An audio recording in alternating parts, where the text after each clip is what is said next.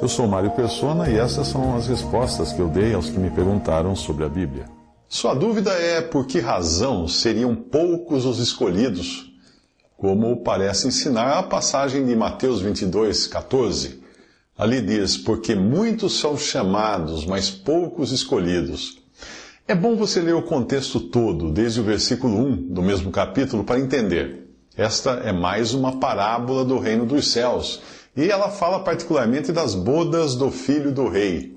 Convites foram enviados, mas os convidados não quiseram comparecer, mesmo tendo sido avisados de que não precisariam trazer coisa alguma, porque tudo já estava preparado. Eles se recusaram e foram cuidar de seus próprios afazeres, por acharem que eram mais importantes do que atender ao convite do rei. O reino dos céus é semelhante a um certo rei que celebrou as bodas de seu filho e enviou os seus servos a chamar os convidados para as bodas, e estes não quiseram vir. Depois enviou outros servos, dizendo, dizei aos convidados, eis que tenho o meu jantar preparado, os meus bois e cevados já mortos, e tudo já pronto, vinde às bodas. Eles, porém, não fazendo caso, foram um para o seu campo, outro para o seu tráfico, e outros, apoderando-se dos servos, os ultrajaram e mataram. E o rei, tendo notícia disto, encolerizou-se e, enviando seus exércitos, destruiu aqueles homicidas e incendiou a sua cidade. Mateus 22, de 2-7. Estes são os judeus. E assim foi o seu comportamento enquanto Jesus andou aqui, quando veio para o que era seu e os seus não o receberam. João capítulo 1, versículo 11. O convite estava publicado, mas a oposição dos convidados era tamanha que até mataram alguns dos servos do rei. E este reage, enviando seus exércitos para destruírem a cidade. Essa destruição aconteceria no ano 70 da era cristã. A partir daí, a mensagem é enviada aos que antes não tinham sido convidados, os gentios. Então diz aos servos, as bodas na verdade estão preparadas, mas os convidados não eram dignos. E depois, as saídas dos caminhos e convidai para as bodas a todos os que encontrardes. E os servos saindo pelos caminhos ajuntaram todos quantos encontraram, tanto os maus como bons. E a festa nupcial foi cheia de convidados. Mateus 22, de 8-10. Porém, entre eles, vem um que não estava vestido a caráter para a festa, o que demonstrava não conhecer o rei e nem a honra que se devia ao filho do rei em suas núpcias. Era alguém alheio à dignidade da pessoa que estava presente ali. Repare que não diz se ele era mau ou bom, porque no versículo 10 diz que foram convidados tanto maus como bons, e a festa nupcial foi cheia de convidados. Ele simplesmente não se alinhava ao que era exigido em termos de respeito e reconhecimento. E o rei, entrando para ver os convidados, viu ali um homem que não estava trajado com veste de núpcias. E disse-lhe, amigo, como entraste aqui, não tendo veste nupcial? E ele emudeceu. Disse então o rei aos servos, amarrai-o de pés e mãos, levai-o e lançai-o nas trevas exteriores. Ali haverá pranto e ranger de dentes. Mateus 22, de 11-13. Desde o início do capítulo, o assunto é Israel e gentios, não necessariamente a igreja.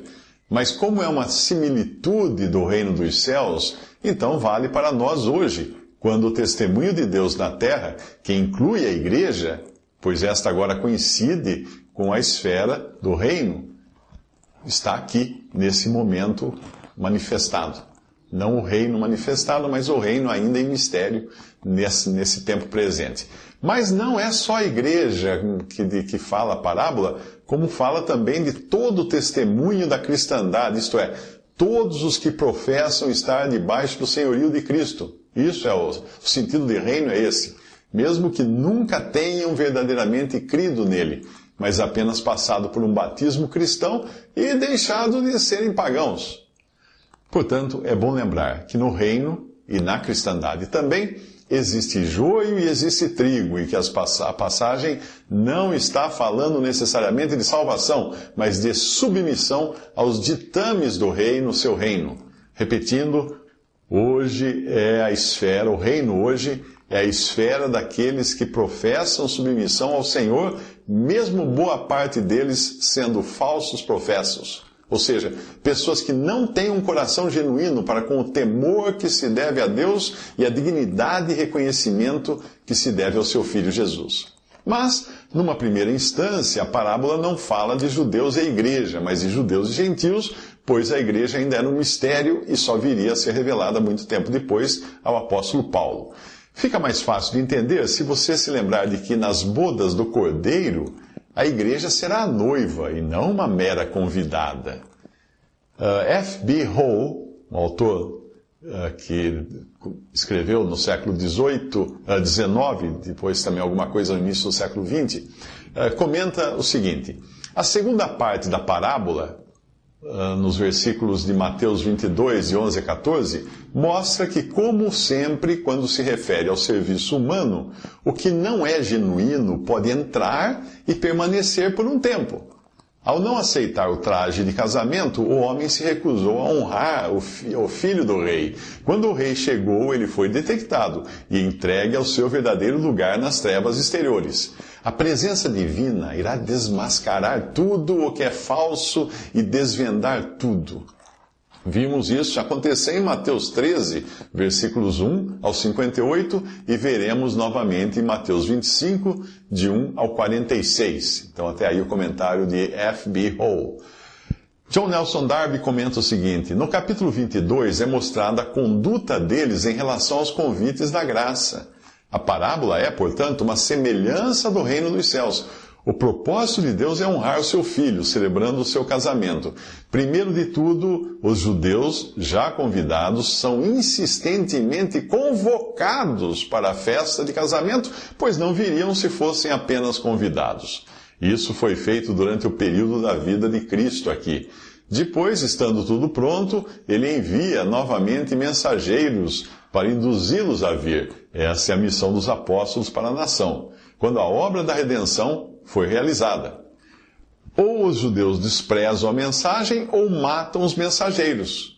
O resultado é a destruição daqueles homens perversos e da sua cidade. Esta é a destruição que caiu sobre Jerusalém.